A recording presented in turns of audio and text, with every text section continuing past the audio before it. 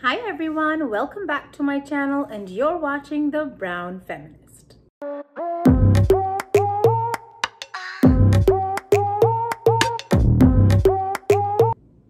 So today I'm going to start a new series called Interview Questions I Got Asked. So in this real interview question series, this is going to be episode 1. And in each of these episodes, I'm going to be sharing with you questions I was asked during interviews or questions I have asked people when I was hiring for different positions within the nursing and research industry where I work. So I've been doing quite a few interviews recently, and I was applying for clinical research coordinator roles across different hospital-based research institutes in Ottawa. Now, I've done quite a few of them, been offered quite a few positions and accepted one, but even if the ones that I didn't end up accepting, I thought the interviews went very well. So I do want to go ahead and share with you the kind of questions that I was asked and how I answered them. So to start off, I'm going to be talking to you about one particular kind of role that I had applied for, which I didn't end up accepting. But this clinical research coordinator role had a little bit more of a research nurse leaning. Some research coordinator role have more of a data analyst leaning or more of management coordination lean. This one, they were looking for somebody a little bit more clinical, hands-on, nursing background kind of person. So I'm going to start off with this one in our first episodes, and I will go through exactly what happened. There were actually 3 levels of interviews that I did with them. The first was a phone screen. The second was a virtual interview with managers. And the third one was in person with every single team members. I went room to room and did these little 5-minute interviews with each person in the team. It was really important to this organization that they know like how I'm engaging with them, how I'm able to like gel with the rest of the team, you know, whether I get along or not, the kind of questions and interactions I have. So for this episodes, I will be focusing on the initial phone screen. Now, as you know, phone screens are not always done by a member of the team. They could be done by someone in HR, or they could be somebody who is the hiring manager or somebody loosely associated with the team. The goal of the interview is not to do a full like character analysis and career history and all of that. Rather, it is to do a list of questions. They're going to go candidate to candidate, spend about 5 to 8 minutes on the phone with them, and kind of tick off the questions that they know are super important for them.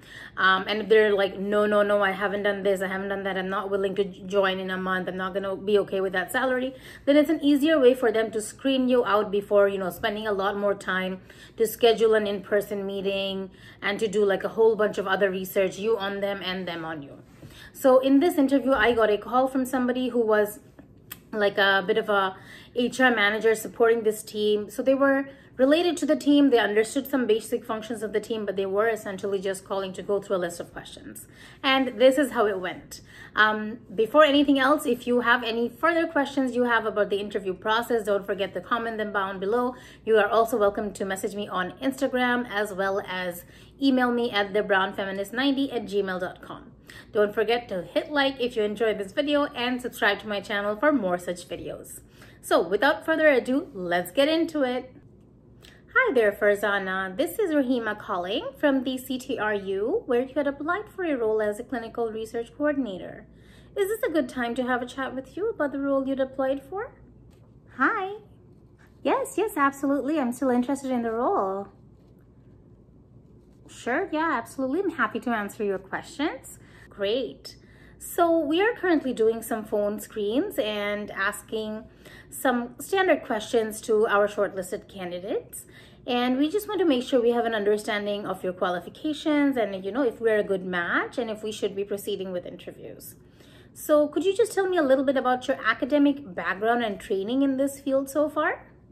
So I do have academic training in healthcare. I am a trained nurse. I have a nursing license in the clinical field. I have a lot of experience, and I also have a lot of research experience. I have academic training there too. I have a bachelor's and master's degree in the biomedical sciences.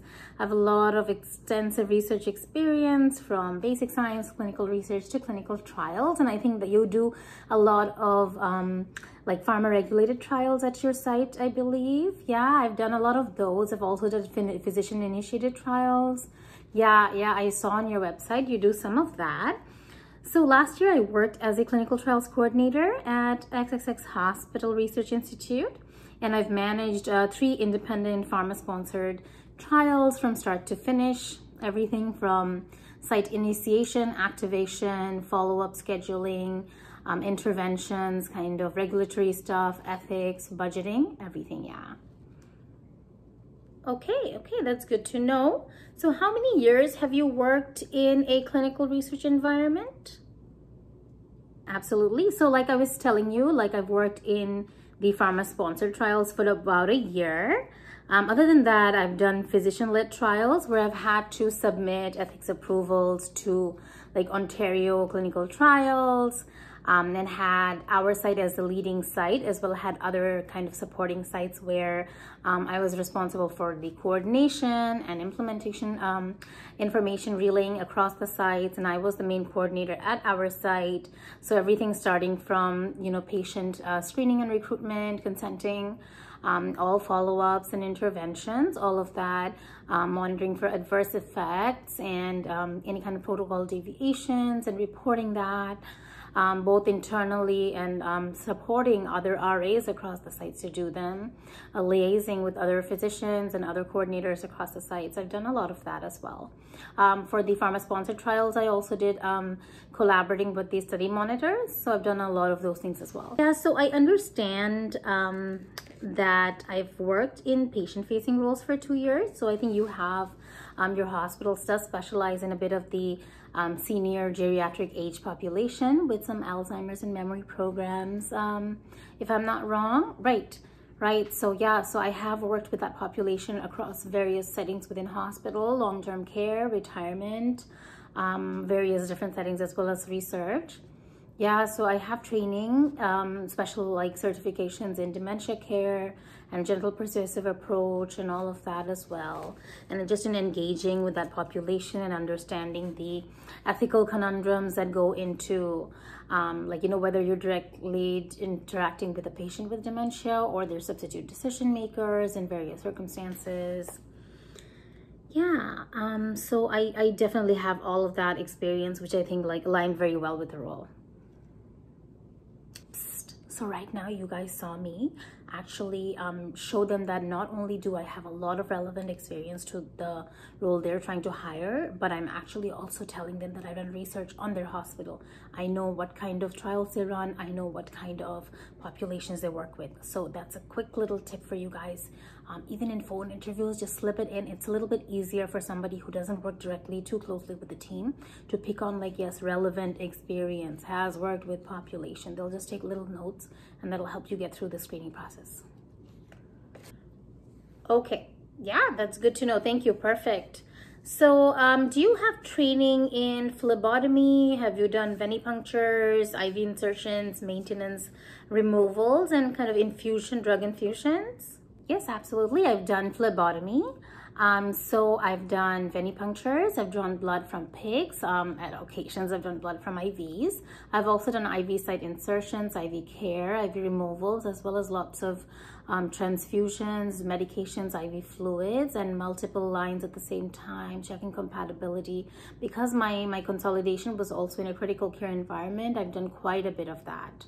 Yeah, establishing IV lines, sometimes with difficult pokes, and working with sometimes anesthesiologists or other like physiologists to do that.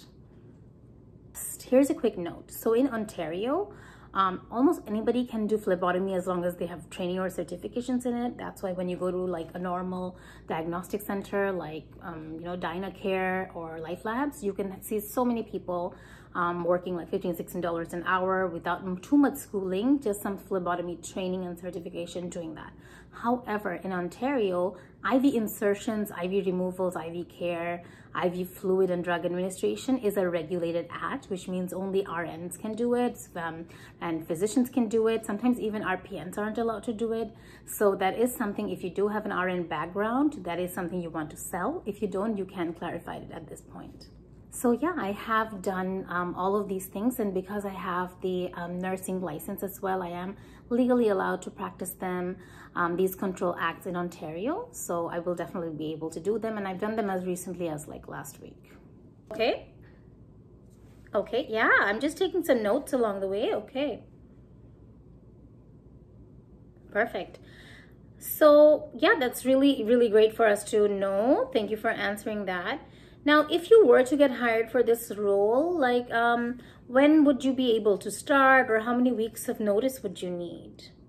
Yeah, I can definitely join anytime. I am working full-time right now, so all I would need is 2 weeks notice if I were to get hired, and if everything were to be working out through the next phases of your hiring. Okay, wonderful. So I also wanted to clarify our pay range and just make sure that it is something that you're looking for. So we are offering between and an hour. It would be a 37.5 hours a week kind of full-time position, Monday to Friday. You would have to work on site, and it would be 9 to 5, like roughly typical working hours. Now, is that something you're okay with or you're willing to work with? Yeah, that range is fine for me. I was also wondering, do RRSP matching, or does this role offer a pension plan? Is it a unionized role? Yeah, perfect. So we do offer RRSP matching of up to 4%, and unfortunately no pensions. This is not a unionized position. However, we do offer 3 weeks of paid vacation each year. And after the first 3 months, you can choose more flexible hours and maybe even a hybrid work mode with some on-site days and off-site days. But to start off, for the first 3 to 6 months, we do require that candidates work exclusively on-site just to allow themselves to get trained and interact with members of the team and the patient population. Did you have any other questions at this time?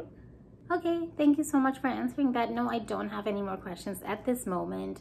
Thank you for taking the time to call me. It was lovely talking to you. Great, it was lovely speaking to you. Thank you for answering these questions. So we are currently doing a bunch of phone interviews, and the selected candidates can expect to hear back within 2 to 3 weeks. And our next step would be to schedule a virtual interview with the managers. Great, thank you. I look forward to hearing back, and I hope I made it through the next level. And I hope I get to meet the managers and the team in the next stage. Thank you. Great, thank you. You too. Have a great day. Bye.